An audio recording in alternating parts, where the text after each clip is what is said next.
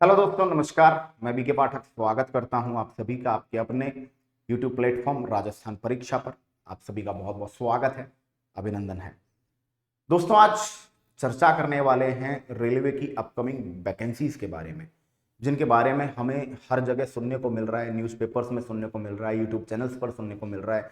जो educational sites हैं, top sites हैं, जो न्यूज़ वेबसाइट्स हैं, सब पर हमें सुनने को मिल रहा है।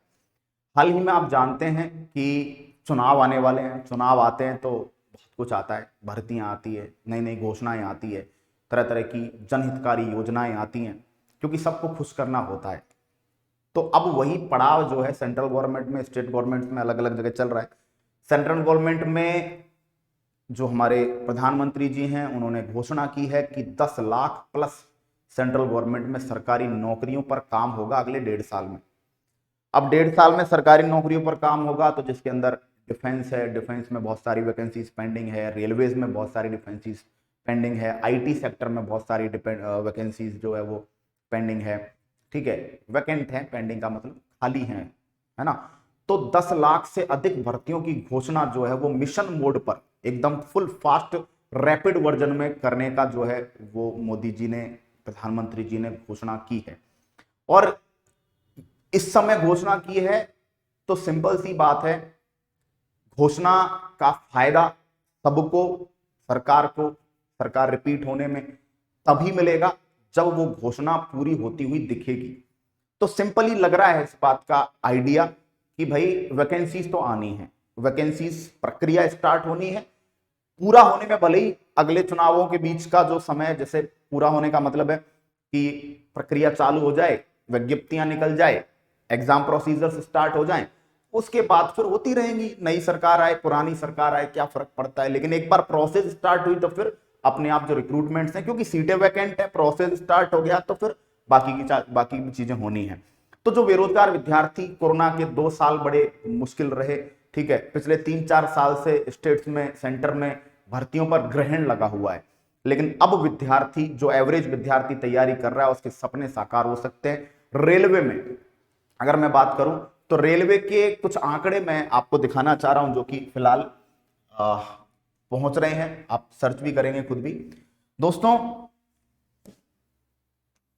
जो अश्विनी वैष्णव जी हैं, जो मंत्री जी हैं रेलवे, 2022 में राज्यसभा में कोई प्रश्न लगाया गया और वहां पर जो आंकड़े उन्होंने प्रस्तुत किए, उन आंकड़ों में बताया गया कि रेलवे में लगभग 2,97,000 पद वैकेंट चल रहे हैं।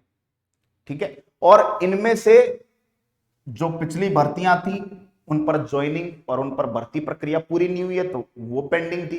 तो लगभग एनटीपीसी ग्रुप डी के द्वारा, जो एनटीपीसी ग्रुप डी जो संपन्न हुए हैं, उनके द्वारा लगभग 1 लाख पदों पर भर्ती, 1 लाख से ज्यादा पदों पर भर्ती यहां पर जारी है। ठीक है, क्लियर। अब बच गए कितने? लगभग 1.5 1.6 लाख। ठीक है, मतलब कह सकते हो आप कि 1 लाख से लेके 1,20,30,000 तक पदों पर जो है वो भर्ती प्रक्रिया अधीन है, जारी है। ठीक है, अब बच गए कितने? लगभग 1.5 लाख प्लस 1.5 1.6 1.7 तक आंकड़ा जा सकता है। ये वो है जो वैकेंट बच रहे हैं।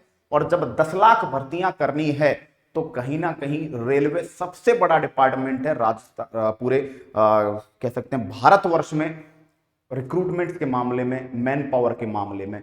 ठीक है, बहुत बड़ा एक हिस्सा रेलवे में, हर गांव में, हर ढाणी से बहुत सारे लोग रेलवे में आपको मिलेंगे।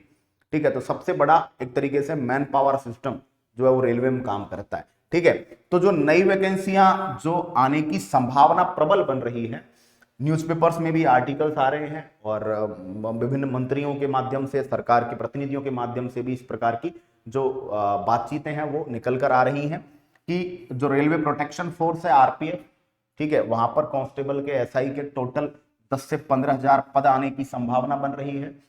एएलपी टेक्नीशियन की बात करें तो एएलपी टेक्नीशियन की जो भर्ती है लास्ट 2018-19 में हुई, उसके बाद 20-21-22 कोई भर्ती नहीं हुई है। तो एएलपी टेक्नीशियन के लगभग 60,000 प्लस, पहले इनकी संभावना लगभग 38 से 40,000 की बन रही थी, लेकिन अभी संभावना जो बढ़कर 60,000 प्लस की भर्ती होने की संभावना बन रही है टीटी के। ठीक है, तो टीटी का जो पद है, टिकट चेक करते हैं भाई साहब, ये बहुत बहुत शानदार नौकरी है। लगभग 7500 प्लस पद यहाँ पर इनकी संभावना बन रही है। और भी क्योंकि ये जो एनटीपीसी ग्रुप डी की भर्तियां भी देख रहे हो, ये भी 2018-2019 की भर्तियां हैं, तो इस बीच में यहां पर भी वैकेंट सीट और जनरेट हो गई हो, तो और भी भर्तियों की काफी संभावना बन रही है, जिनमें से ये भर्तियां तो देख रही हैं एएलपी टेक्नीशियन आने वाले समय की रेलवे की बिगेस्ट भर्ती होने वाली है। एएलपी टेक्नीशियन का अगर आप एग्जाम प्रोसीजर समझें तो 2 स्टेप्स में हुई थी पिछली बार। 2 स्टेप्स में पहला स्टेप फिर दूसरा स्टेप रहा। हम चाह रहे हैं कि अब हम रेलवे पर काम करें, बच्चों की रेलवे वैकेंसीज में जॉब लगने में मदद करें। 2018 से जब हमने चैनल स्टार्ट किया, पूरी तरह से रेलवे ओरिएंटेड सेशन था। 18, 19, 20, 21 हमने रेलवे वाले विद्यार्थी, लाखों विद्यार्थियों को पढ़ाया। बहुत सारे विद्यार्थी नौकरी पर विराजमान हैं, बहुत सारे विद्यार्थी रेलवे में नहीं तो कहीं और लग गए। कहीं ना कहीं तैयारी का उन्हें फायदा मिला। तो वापस प्रयास है कि अपने स्टार्टिंग ऑडियंस को हम लोग कुछ फायदा पहुंचाएं। तो रेलवे के लिए हम क्या आपके लिए कर सकते हैं, क्या आपकी सबसे ज्यादा नीड है मेरे सब्जेक्ट में, अगर आप बात करें साइंस एंड टेक में, तो क्या आप हमसे चाहते हैं, ऐसा एक सजेशन भी हमें दीजिएगा कि सर आप तो ये कर दो हमारे लिए, ठीक है। बाकी रेलवे पर अब क्योंकि भर्तियां आ रही हैं, विद्यार्थी बहुत सारे कनेक्टेड है, मैसेजेस एएलपी टेक्नीशियन के हर क्लास में मैसेज आते हैं बच्चों के कि सर इसका बैच चालू करिए, इसके बारे में जो है क्लासेस चालू कीजिए, इसके बारे में वीडियोस बनाइए। तो बिल्कुल we are now back to railway now, ठीक है। तो काम करेंगे, अच्छा काम करेंगे, बच्चों को बेहतर से बेहतर जो करना हमारे बस में है वो हम करने का प्रयास आपके लिए करेंगे। तो बच्चों तैयार हो जाइए, वैकेंसीज तो आनी है, नो डाउट, कोई रोकने वाला नहीं है, क्योंकि चुनाव आने हैं, उनको कोई नहीं रोक रहा, वैकेंसीज को कोई नहीं रोक रहा, मान के चलो।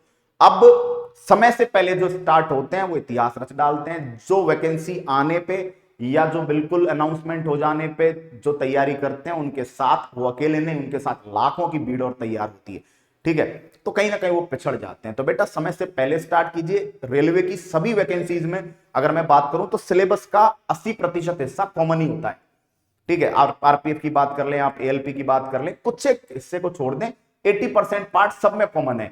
तो आप उस हिसाब से तैयारी चालू कीजिए कि आप रेलवे की सभी वैकेंसीज को क्या कर पाए बच्चों, टारगेट कर पाए। और अच्छी न्यूज है, और 2023-24 स्वर्णिम युग है बेरोजगारों के लिए। तो तैयारी अपनी जारी रखें। तैयारी को अगर छोड़ भी दिया हो, रेलवे ग्रुप डी की भर्ती के बाद अगर बैठ गए हो कि ग्रुप डी की वैकेंसी एग्जाम हो गई, अब तो शांति से रहते हैं, तो बेटा कोई त्योहार नहीं विद्यार्थी जीवन में, कोई विद्यार्थी का कोई धर्म नहीं, कोई जाति नहीं, कोई त्योहार नहीं, कोई अवसर नहीं। विद्यार्थी का सबसे बड़ा त्योहार उसकी परीक्षा, उसकी सफलता है। तो जी जान से लग रही है आपके लिए बेहतरीन, बेहतर, बेस्ट से बेस्ट कुछ करने का प्रयास, कुछ योजना हमारे मन में चल रही है। उसको सकारात्मक रूप देने के लिए, उसको मूर्त रूप देने के लिए आपके साथ सहयोग, प्यार की जरूरत है। कमेंट बॉक्स में अपने कीमती सुझाव जरूर दीजिएगा। आगे आपसे बात होगी नेक्स्ट सेशन में, तब तक के लिए लेता हूं मैं आप सबसे विदा। टाटा, बाय बाय, जय हिंद।